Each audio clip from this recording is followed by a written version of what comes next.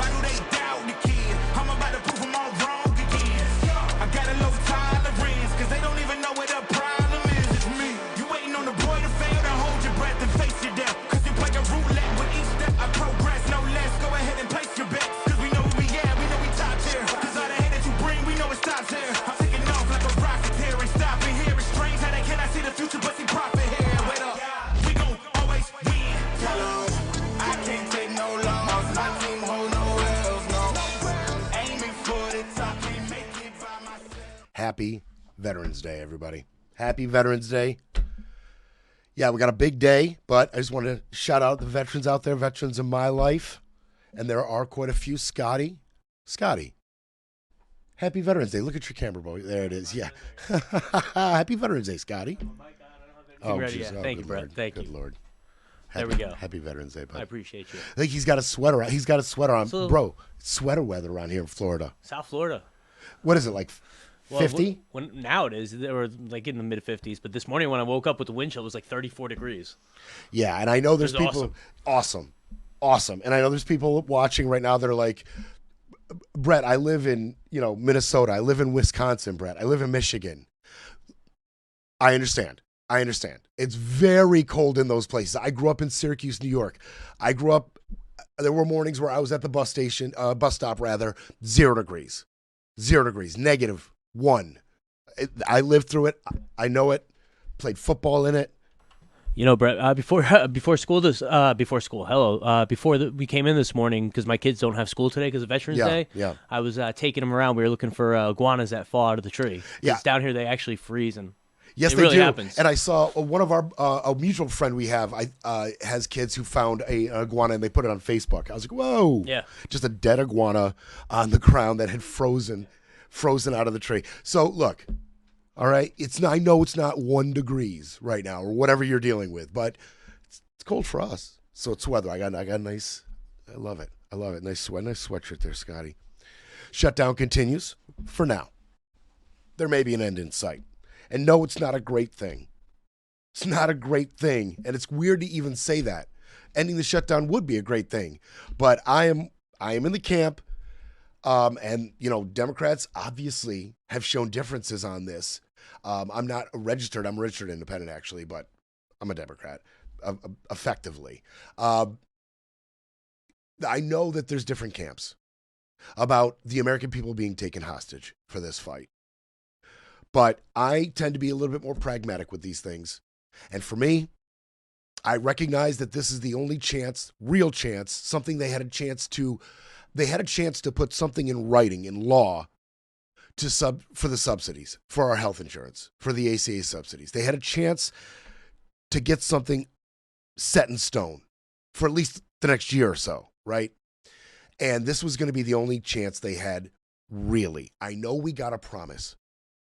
But I saw it for what it is. I said it before they made the promise. I sat here on this show and I said, they're going to make a promise like they did with the Dreamers. You remember almost a month ago, I called that. I said, they're going to do it again.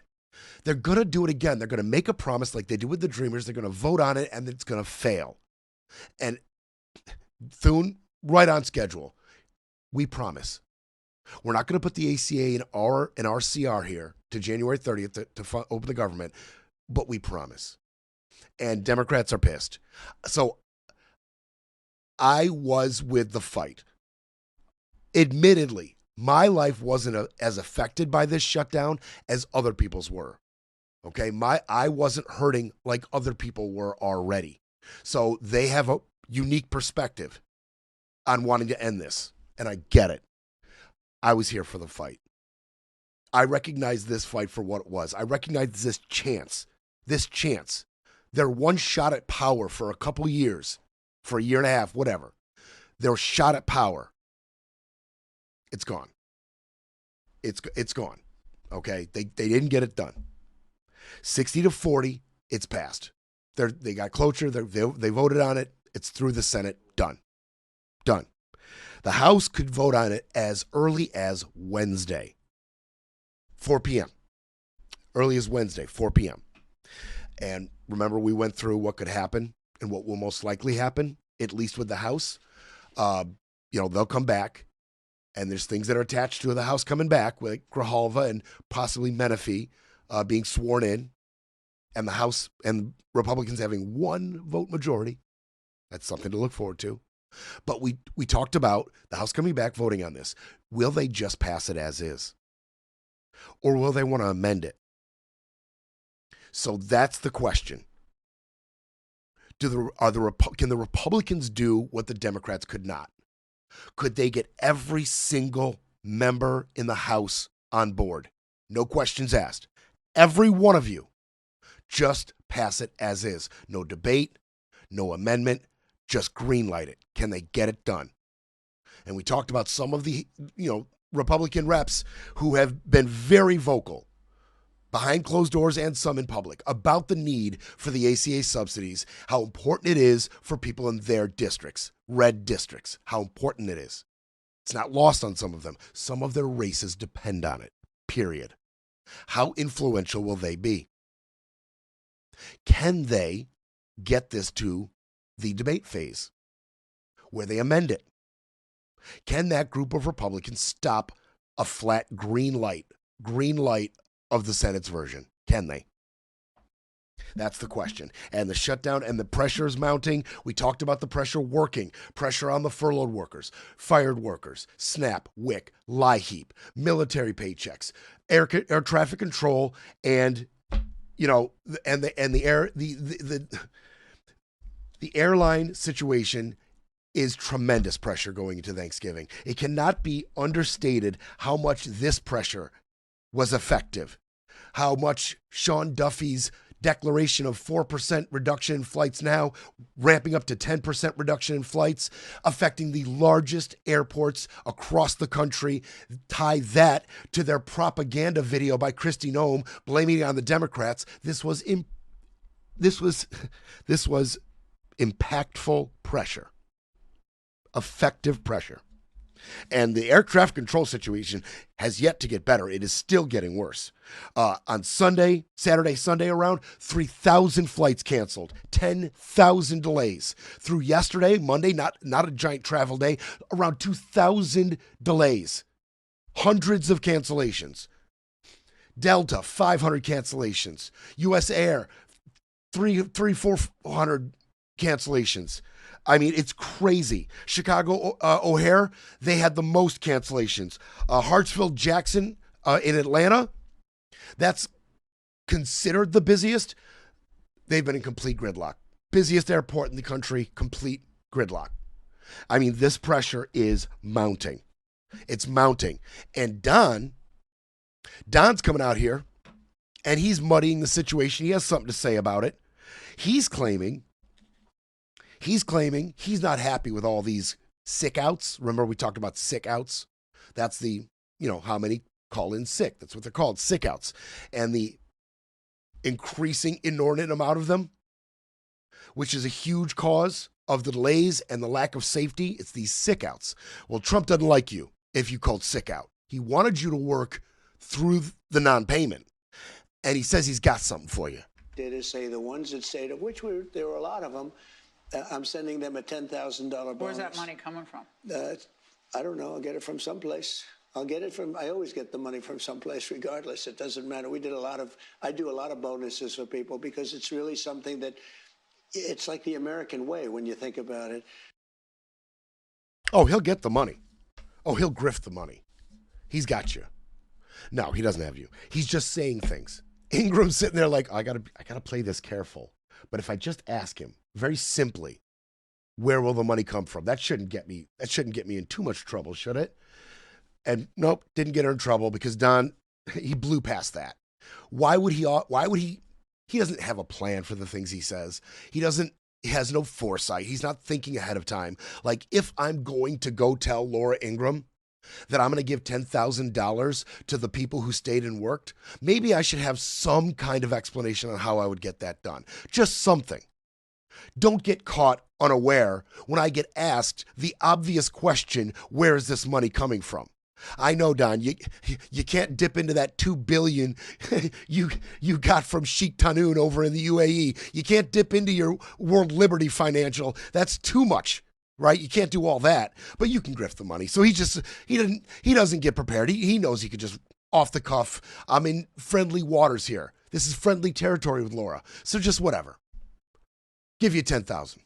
No plan, no explanation. It'll happen. Don't worry. It'll happen. We're up to about 15 to 20 air traffic controllers a day are quitting. They're flat out quitting. Okay? It used to be about 3 or 4. And it was balanced out by the hiring, whatever. But now it's about 15 to 20 are quitting a day.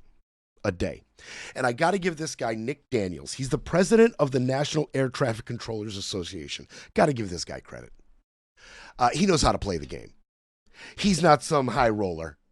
I mean, obviously he's a public figure. He leads the association, but he knows he's not immune from any retribution from Duffy and or the president himself. So he comes out here and he covers his ass. He says the call-outs were not part of an organized pressure campaign. Translation, I didn't tell my people to do this. I'm not on board. Please don't blame me. Please don't blame me. He continues, before the shutdown, air traffic controllers got sick. During the shutdown, air traffic controllers got sick. And after the shutdown ends, air traffic controllers will get sick. He continues, this is not politics. This is not ideology. This is an erosion of the safety margin the flying public never sees. But America relies on every single day. The added stress leads to fatigue. The fatigue has led to the erosion of safety and the increased risk every day the shutdown drags on. Didn't say every day the Democrats' shutdown drags on. Didn't do all that. But in no uncertain terms, this isn't me. It's not my philosophy, and I didn't pressure anybody. Please don't come after me. I'm sorry. Smart move. Good statement out of you. So, Dems are pissed. This is going to the House. Dems are pissed. A lot of people on the right, or on the left rather, are saying we got nothing from this. They, these 7 Democrats and the independent Angus King, they betrayed us, and we got nothing from this. I don't think that's true. I don't see it that way. I don't see it as a nothing. I don't see that. I saw them put up one of the fiercest fights on a very public stage that the Democrats have put up in a long time. A record shutdown is not nothing. And when the shutdown began, let's keep in mind, when the shutdown began, the Republicans' CR was clean. Had handful of $1 million in for security for the congressmen because of the Charlie Kirk shooting at the time, right? So they had a little bit of money for stepped up security. But it was clean. It was clean. Now, the shutdown lingering did cause a lot of the things that were to be forced into this new resolution.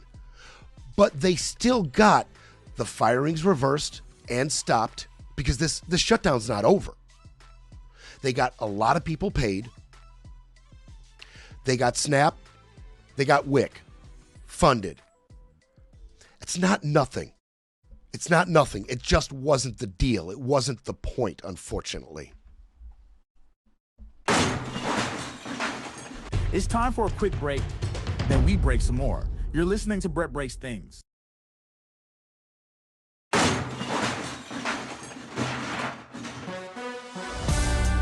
Brett Breaks Things, fighting for America one mic drop at a time. All right, let's hear from Ro Khanna. Voted no. He wasn't even publicly in favor of all this. Why is this his fault? Oh, look, he orchestrated it. Here are a few of the facts. Senator Shaheen was on this morning saying every negotiation was run by him every day. His number 2, Dick Durbin, voted for it. And then did you notice that all 8 senators who voted for it were not up for re-election in 2026? That's not a coincidence. This was done with Senator Schumer's blessing. I think people are more upset that he doesn't just come out and say that. And if you're not going to lead in stopping premium hikes on healthcare, in preserving the Affordable Care Act, then it's time for you to step aside. Okay. Now I'm going to get to how do I feel about Schumer's culpability. I'm going to get to that. But let's first dive into the Democrats' reaction. Who's saying what? Now this, on a few things that Khanna said there, I disagree. There's a few things he said there I disagree. But a lot of people are echoing what he said. A lot of people are echoing it. There is a movement that is an anti-Schumer movement right now, and it is catching fire, and people are coming out and they're saying things, okay? And again, I will tell you in just a little bit, how I feel about Schumer staying or going in his culpability here. Now, some of the younger, more progressive House members, some Democrats, they're saying, it's not good for him as far as the youth of the Democrats go. Rashida Tlaib is saying Senator Schumer has failed to meet the moment and is out of touch with the American people. That is fair and not unexpected for her to say that he's out of touch. Seth Moulton, Dem out of Mass, he said, if Schumer was an effective leader, he would have united his caucus to vote no on the Senate shutdown deal. That is a fair criticism. Some are calling for him to step down altogether. So that's just, not calling him an effective leader, saying he's out of touch. That's not calling for him to step down. Some are doing that. Mike Levine, Ro Khanna, you heard him. Shri Thanator out of Michigan. They want him to step down. Thanator said, it's time for us to have someone who can stand up to Trump and someone that is unwavering, somebody who is more strategic, and frankly, somebody with guts. It's a little personal, but fair. I think they have, intimate knowledge of how these discussions go, the power dynamic within the Democratic Party. And I think these are fair statements out of influential members of the Democratic Party. I really do. Veronica Escobar said Schumer should not remain as leader. She didn't mince words. And Sylvia Garcia said, if I were a senator, I would be asking Senator Schumer to step down as minority leader. He simply cannot meet this moment. Indivisible, influential left-wing money is urging Democratic voters to call their senators and ask for Schumer to step aside. The progressive group MoveOn has a lot of sway in the Democratic Party. They've joined. They say 80% of their members polled want Schumer out. Now, not everybody is calling for Schumer's ouster. Hakeem Jeffries, he has been on message with Schumer. They've appeared many times together. They speak together. Their talking points are, they're cohesive at all times, it seems. They are allies. I would assume they are friends. And Hakeem Jeffries comes out, and he was asked if Schumer is effective. And he was asked if Schumer should stay in as minority leader in the Senate. And he said yes and yes. He said the overwhelming majority of the Senate Democrats, led by Chuck Schumer, have waged a valiant fight over the last 7 weeks. That's fair. They have.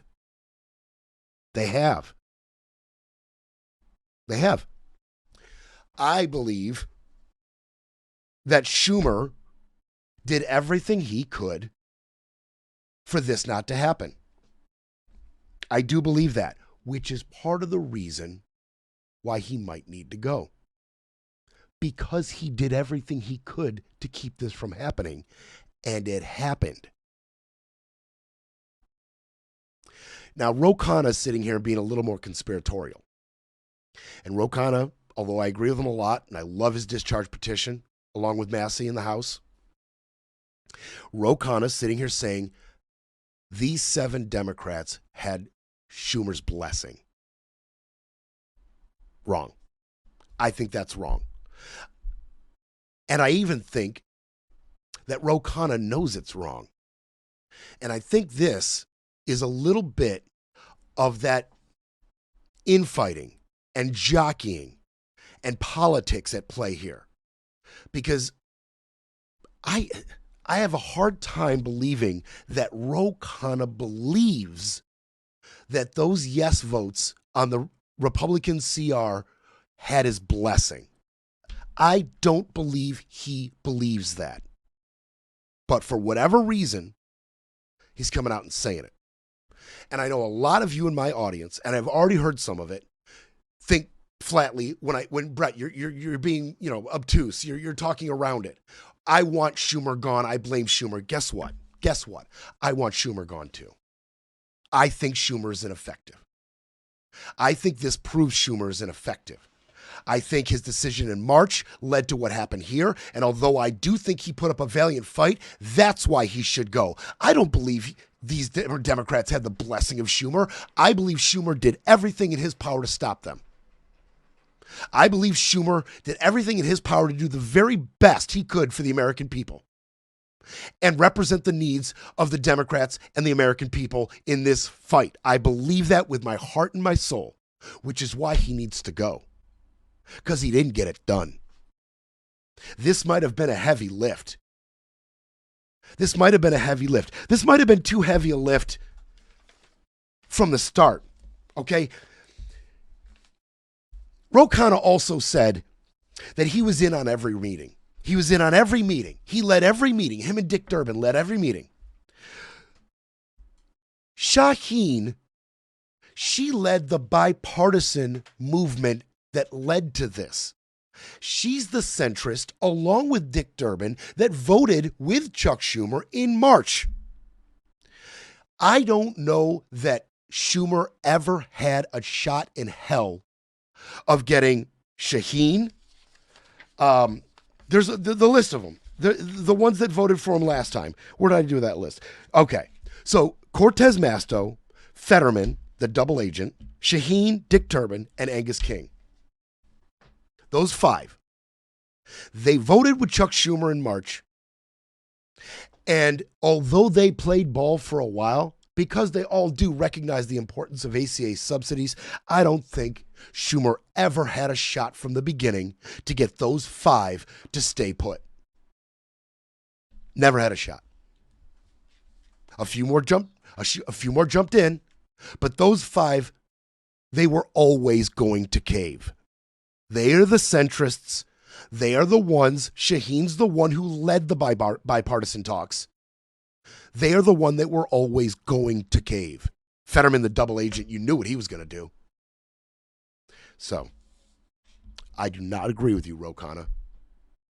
I do not agree with you that he led all the talks.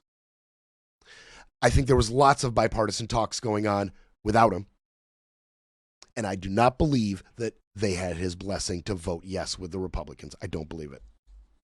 I'm sorry. And Shaheen even said, we let him know what we are doing. We're talking early in the shutdown. Those moderates told Schumer, this may not work out for you. At the very beginning, they told him that. We let him know what we are doing. That's what Shaheen said to him early.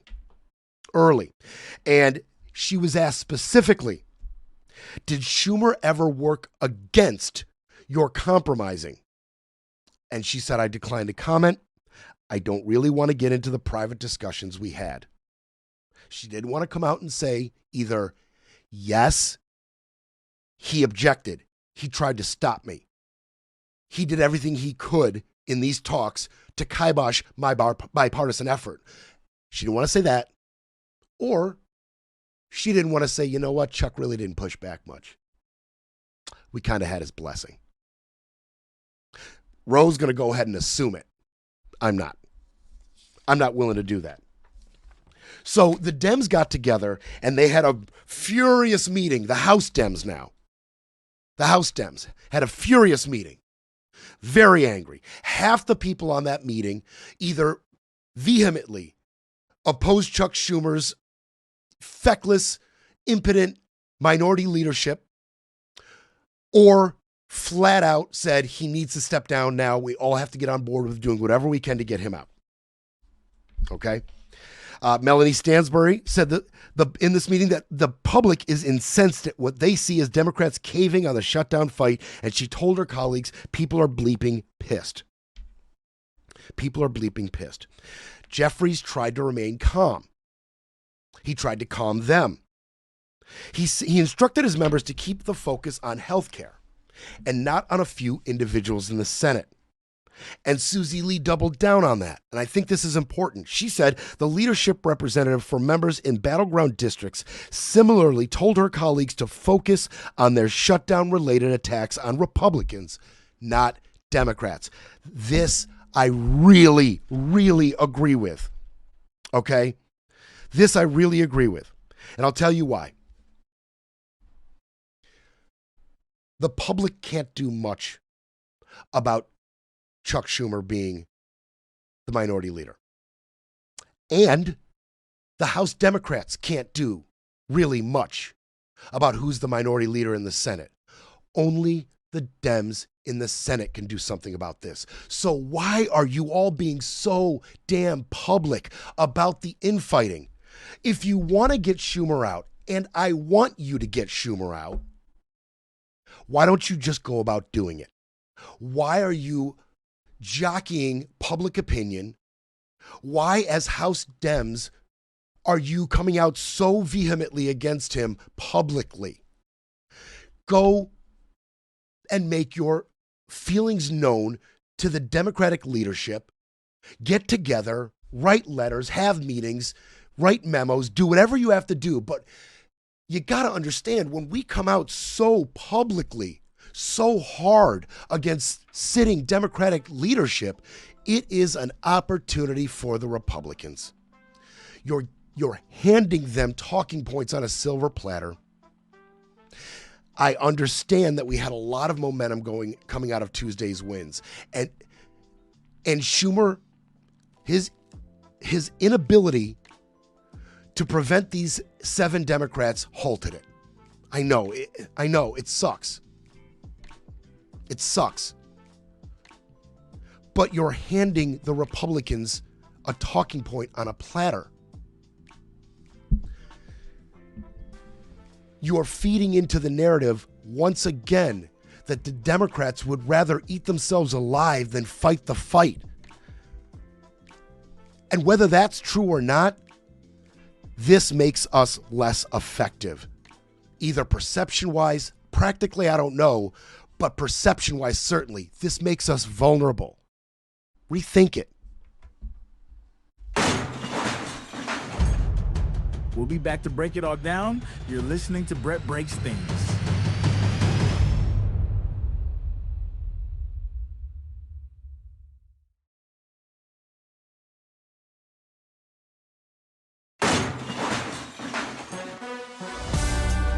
You're back with Brett Breaks Things, because silence isn't an option. Scotty and I were having an interesting conversation in the break, and it was something he echoed earlier when we started talking about this. And he doesn't see quite eye to eye with me completely, but really, we're seeing past each other. Now, I do think the public fighting amongst the Democrats takes a toll on our momentum.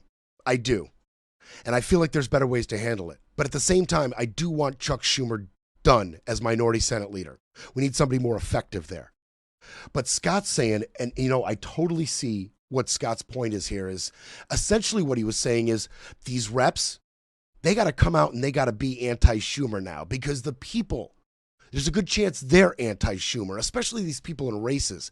They want the people to know that they don't agree with what Schumer allowed to happen. And in that, Scotty, that is insightful. That plays with me. Maybe that's why some of them are coming out and kind of staking their claim in the anti-Schumer plot of land, right? Like, hey, I came out right at the time and said Schumer screwed up and needs to go. I could see some value in that messaging. Yeah. That plays with me, Scotty. That plays.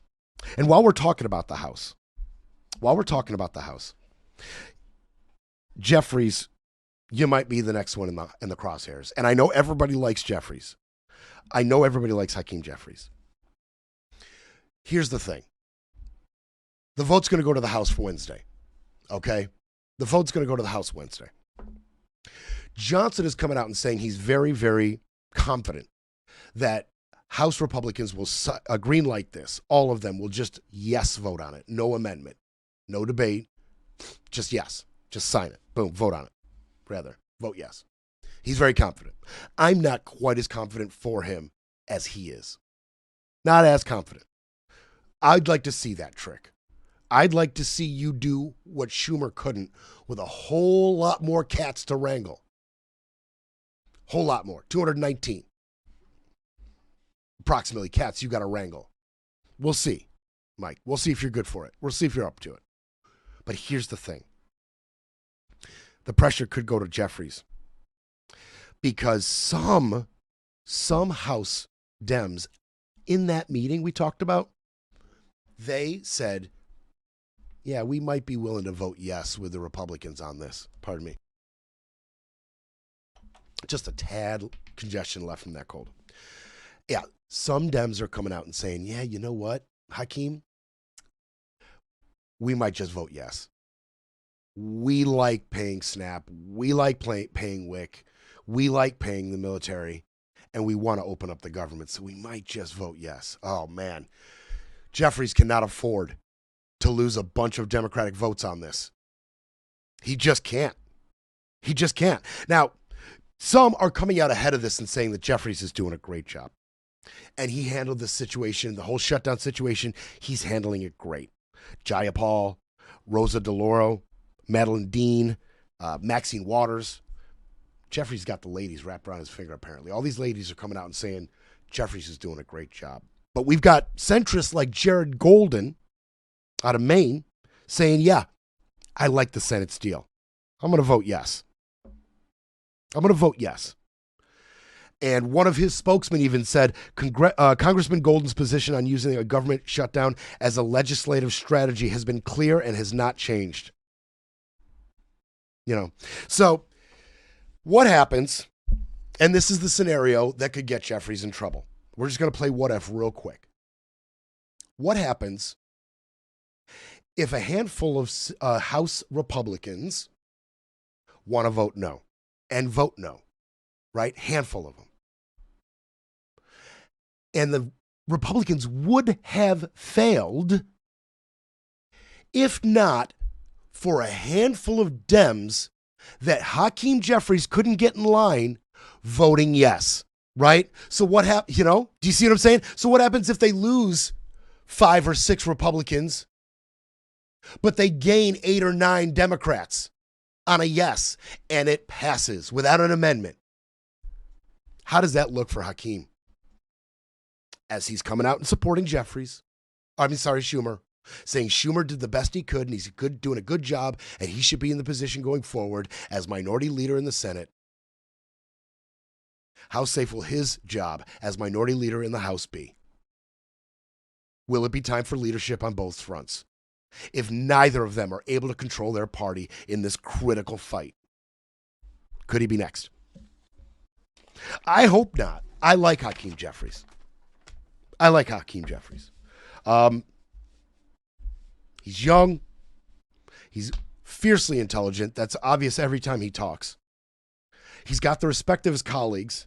In the past, the Dems have been just airtight under his watch. They have been airtight, completely on the same page under his watch. They really have. Admittedly, not a lot they can do in the face of the executive orders and the majority, you know, enjoyed by the Republicans, but they have been airtight under him. And I hope he continues to lead them. But if Schumer's under fire for this, Hakeem might fall under fire for that. Now I'm just gonna, you know what? I'm just gonna take a left turn here, Scotty, because we've got more to get to. Okay. And just to put a bow on that convo, I also feel that Chuck Schumer's time as minority leader in the Senate should be over. I feel he did the best he could and failed. And that is why you're gone.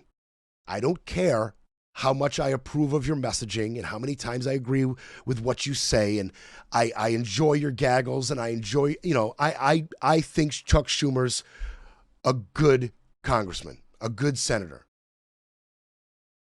I think his time as minority leader should be over. Okay, so let's just be clear. I think he did the best he can. I don't think he gave his blessing to these 7 Democrats. I think he did the best he can to stop this from happening, and he failed, so he should be done. Boom. Now we're gonna take a little turn into the DOJ, because we haven't talked about him in a while. We're letting the Comey case simmer. We're letting the Letitia James case simmer. Okay, they're facing hurdles, weaponized cases. And, the judge in both of those cases, Democrat appointed, and we haven't even gotten to the meat and potatoes of the case because they're considering all these motions to dismiss it. These these hefty motions that have a lot of veracity. Okay, so we're going to get to those as some decisions are made in those cases. But there's other cases going forward. And I do want to bring this up because this could become a thing soon. Real soon. Now, we've talked about John Brennan, right? I've given you that huge list of people who have been indicted and will be indicted, right? We've talked about this list. Letitia James, we've talked about Bolton, talked about Chris Wray. We've talked about these people, and we talked about Brennan. Brennan's time may have come. Now, this all stems on the intelligence report surrounding the 2016 possible interference by Russia into the election for Trump. That's what every bit of this is about with Brennan, but not just Brennan. There are others that are getting pulled back into this. They're going to pull them back in. Because a big move has been made on this. This case, this investigation was originally given to a guy named David Metcalf, the U.S. Attorney for the Eastern District of Pennsylvania. He was tasked to investigate Brennan, possibly prosecute Brennan. He was given a job to do, and that was find something, prosecutionable on John Brennan around his weaponization of the DOJ and going after Trump against Trump's civil rights. Okay? Their weaponization against Trump with the 2016 Russian interference. He was given the job. David Metcalf. He was given the job. Well, he had a problem advancing the case. This common theme that we keep coming across. U.S. attorneys given a job to, illegally, unconstitutionally pursue grand jury indictments against Trump's enemies, and them quitting or getting fired because they refuse or cannot, because they refuse to bring cases that have no evidence and jeopardize their entire career and reputation. They won't do it, so they quit, or they can't do it, so they're fired. Well, here we go again. Metcalf was unable to advance this case. Now, it's not clear whether he told somebody flat out, I can't make it work, there's not enough evidence, or if he just felt that, or if he just took too much time to get to the prosecution, jumping through too many hoops, trying to get there. Took too long. Either way, it's out of his hands. Metcalf has been relieved of his duties and this pressure. And it now falls to Redding Quinones, the U.S. Trump-appointed U.S. Attorney for the Southern District of Florida. The case has gone from the Pennsylvania District to the Southern District of Florida, the Southern District of Florida. And Mr. Redding Quinones, U.S. Attorney. Now he has picked up where Metcalf failed. And this is interesting. Why him? Why there? We'll get to that. He has issued more than 24 subpoenas. Boom. Fired him off. James Clapper, former director of the DNI. Peter Strzok, remember that name? Former FBI counterintelligence agent who was instrumental in this intelligence report. Strzok, right? And what's the name that goes with Strzok? Page, right? Lisa Page, former lawyer for the Bureau, for the FBI. They have all been subpoenaed and more. And this all surrounds John Brennan. They want to get John Brennan. Subpoenas for him as well. Okay? Got to get Brennan.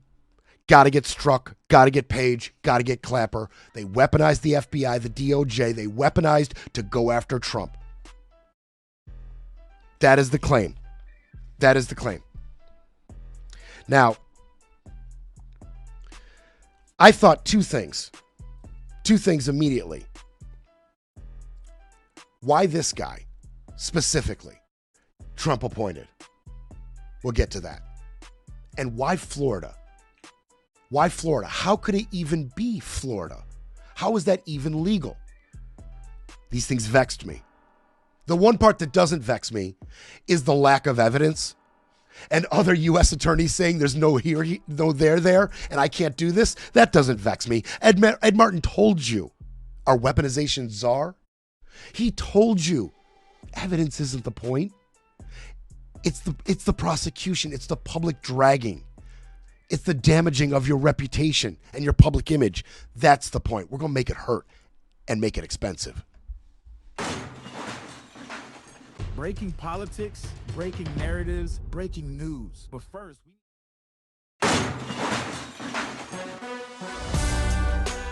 Brett breaks things where the stakes are high and the truth still matters.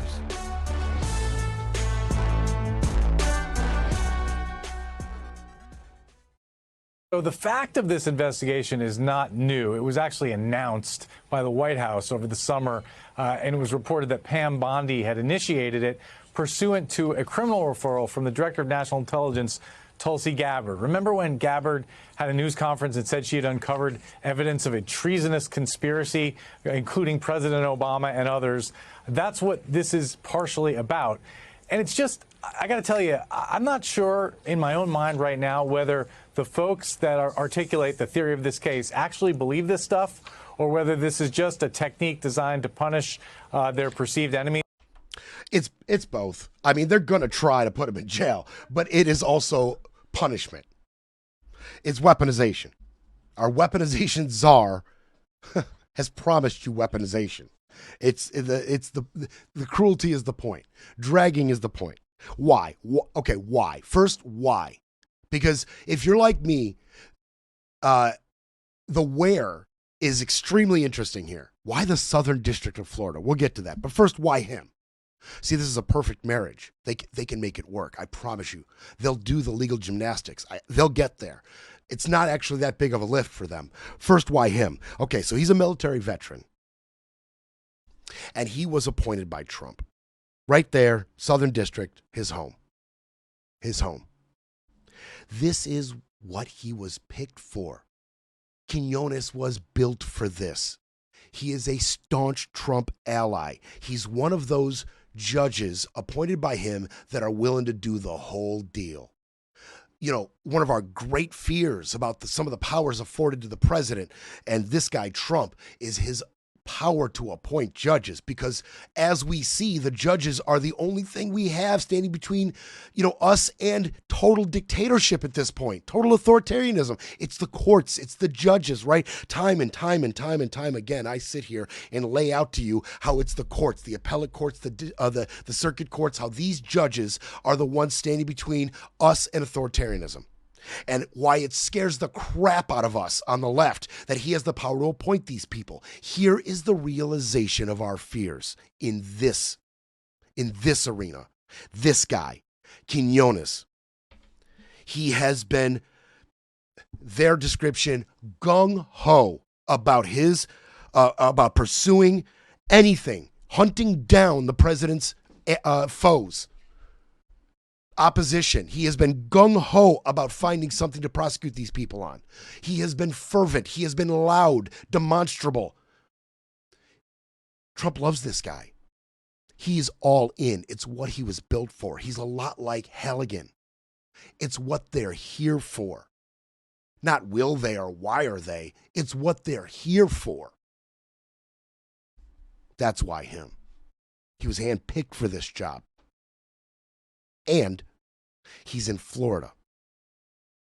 Why Florida? Well, that's twofold. On one hand, they're going to try to do the legal gymnastics to associate the weaponization and unconstitutionality of the Trump-Russia investigation is tied into the weaponization that led to the classified documents search at Mar-a-Lago. See what they did there?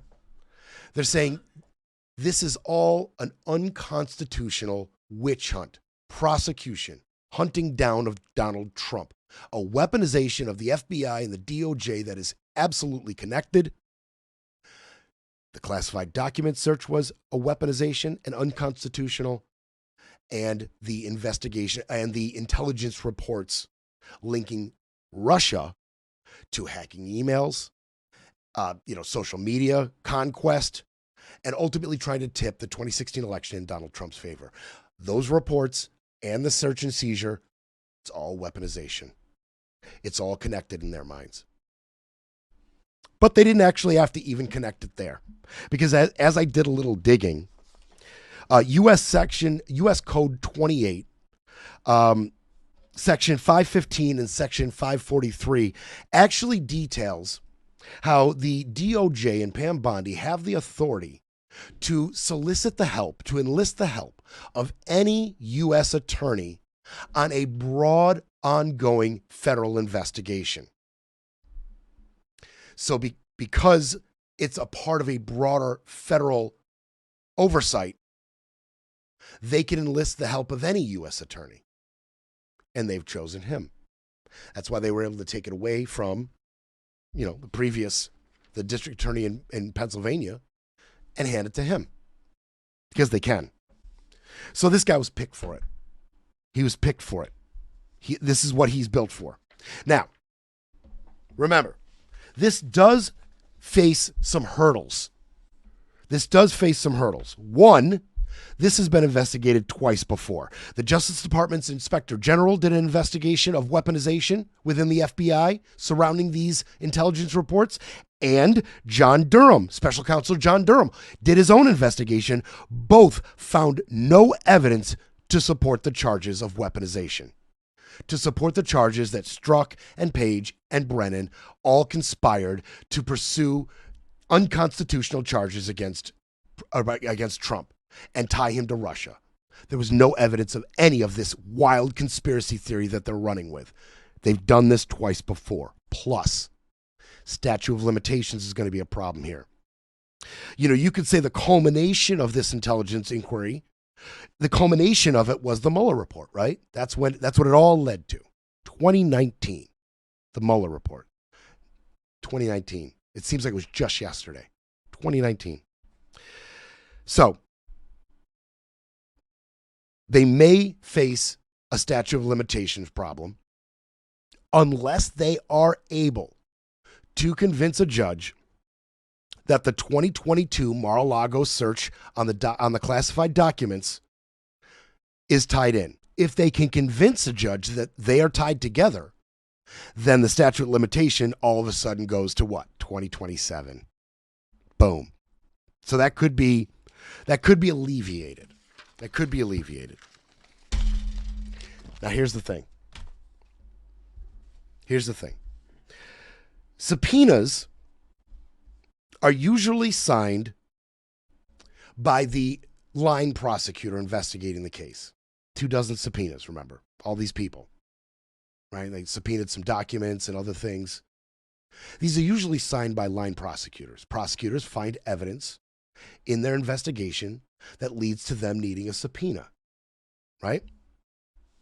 Well, Mr. Quinones, he didn't enlist them for that. He didn't go to the prosecutors for the subpoenas because the prosecutors are quitting underneath him.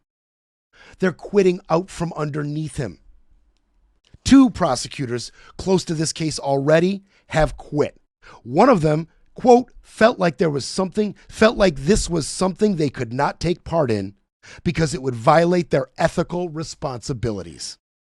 So it looks like, right, Quinones went to them and said, you need to prosecute him, and I need subpoenas, and you need to find the evidence. You need to get going on this, right? It's now in my hands. It's in my office. My lawyers need to get to work on this. And two of them said, we quit. One of them said, I can't be a part of this. So Quinones went to his third in line, a man named Manolo Rebozo, and had him sign the subpoenas. Highly irregular. Highly unusual for that to happen, for the prosecutors not to sign the subpoenas, but they're quitting. They're quitting.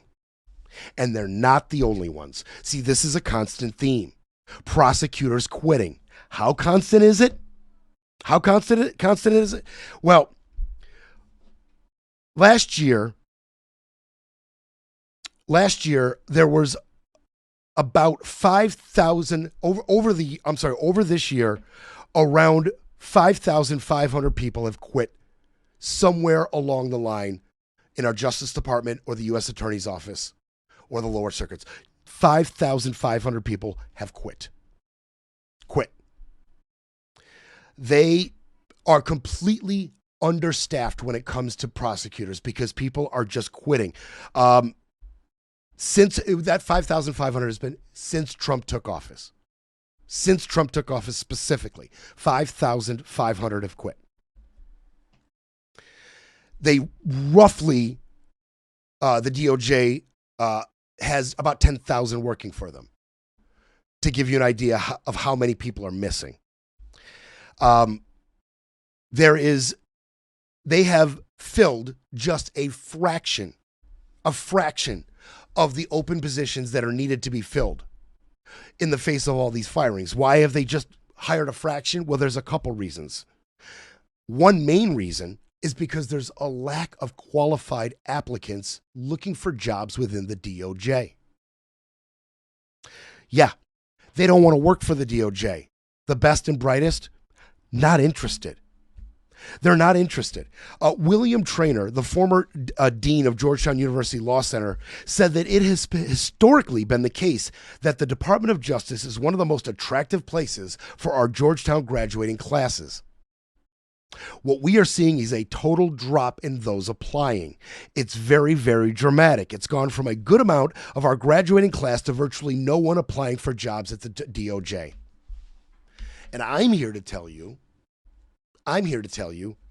Trump loves that action. He loves it. Because it's these pesky lawyers, these intelligent, qualified lawyers with integrity that keep standing in his way. They keep refusing to prosecute people he wants prosecuted, right? They keep standing in the way of his agenda. He needs more Halligans, less Sieberts. You see what I'm saying? He is not interested in the best and the brightest filling these positions. Neither is Pam Bondi. And you know this is true. As he goes to war with our higher institutions, publicly with Harvard and Columbia and some others, accusing them of DEI, accusing them of unjust admission practices, launching investigations against the biggest and best and brightest universities in our country. Okay? He doesn't want them. They have too much integrity. They're too qualified. And how do I know that? Because the application process includes a very specific question. A question that leads you to know. It directly points to the fact that Trump only wants loyalists. He only wants Republicans. Republicans willing to do his bidding. One of the questions was on the application to work for the DOJ. They were asked to detail a Trump executive order or policy that is significant to them and how they would advance that initiative. Let that sink in. You wonder why a bunch of super intelligent, qualified lawyers are now going to private firms and state level. Oh yeah, the U.S. Attorney's Office, the state level offices, they are inundated with qualified personnel. They can't get enough. These private firms, you know, when you go work at the DOJ as a lawyer, entry level, you're looking at about $73,000. The average at a private firm, it's somewhere around $243,000. So they were already going to be enticed by that, right? But now you take the prosecution of qualified professionals with integrity into account. You know, the DOJ and President Trump and Pam Bondi not being interested in you, the more qualified and more integrity you have. Take that into consideration, and it's a no-brainer for these people. They're just not going to apply for the DOJ. They're just not going to apply. Asked to detail a Trump executive order or policy that is significant to them and how they would advance that initiative. And, you know, questions like that are riddled all over agency jobs, right? All over the government. It's not just the DOJ. It's the FBI. It's all sorts of agencies. They're riddled with questions like this. Pledge your fealty now. If you are not in line with Trumpism and how we do business here at the DOJ, you let us know now. And they're letting them know. And they're walking away. They're walking away. They don't want any part of this. Siebert rather than Halligan. That's who these people decided to be. You know, and for every Siebert that walks away or gets fired, they have a Halligan ready to take their place. They have a Quinones ready to take their place and pick up these indictments, or at least give it a shot. Like Ed Martin said, you know, evidence, no evidence. That's not the point. So we're going to get the people in here that are going to execute Trumpism from a legal standpoint. Quinones was handpicked for this job, and he's going to do the job he was handpicked for. And he's going to go after these people. And he's going to go after these people for this 2016 intelligence report. They got to pay. I wouldn't be surprised if they go for some kind of RICO thing, right?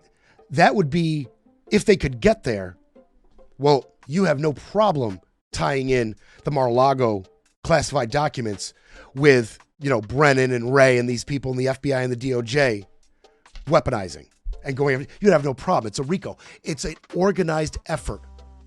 It's an organized effort to take Trump down. Everybody's conspiring to take Trump down.